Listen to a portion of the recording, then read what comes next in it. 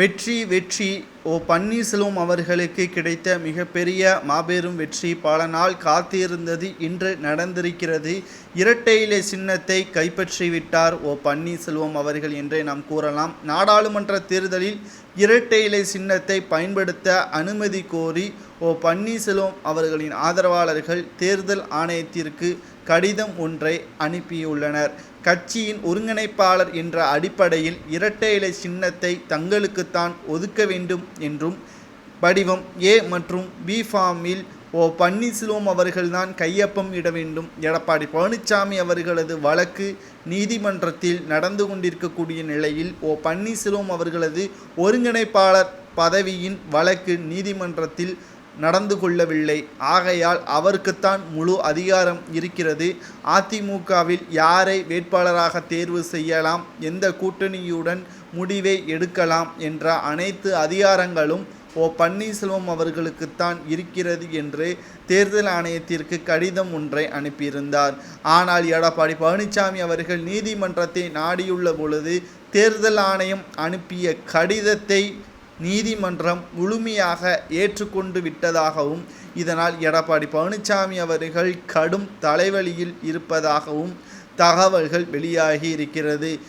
தாமரை சின்னத்தில் ஓ பன்னீர்செல்வம் அவர்கள் போட்டியிடாமல் இருந்ததற்கு இதுதான் காரணம். ஏனென்றால் பகைவனை விட நமக்கு கிடைக்கக்கூடிய ஒரு யுக்தி தான் இரட்டை இலை சின்னம்.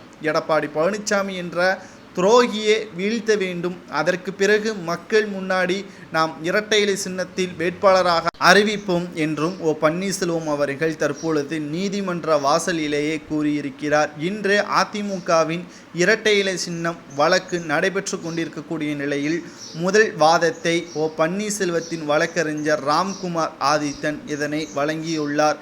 தேர்தல் ஆணையமானது ஓ பன்னீர்செல்வம் அவர்களது ஒருங்கிணைப்பாளர் பதவி தற்பொழுது வரை நீடித்து கொண்டுதான் இருக்கிறது.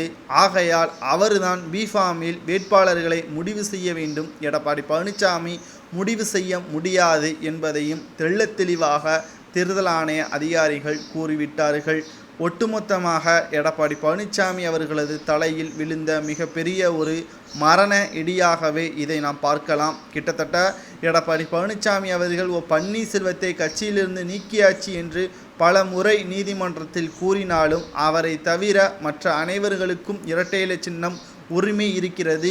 ஓ பன்னீர்செல்வம் என்ற ஒருங்கிணைப்பாளர் என்ற முறையில் அவர் பிஃபார்மில் கையொப்பம் இடலாம். அதில் எந்த ஒரு மாற்று கருத்தும் கிடையாது என்பதற்கேற்பதான் தற்பொழுது செய்திகளும் வெளியாகி இருக்கிறது. இன்று மாலை அதிகாரப்பூர்வமான அறிவிப்பு ஓ பன்னீர்செல்வத்திற்கு சாதகமாகத்தான் வரும் என்றும் கூறப்படுகிறது.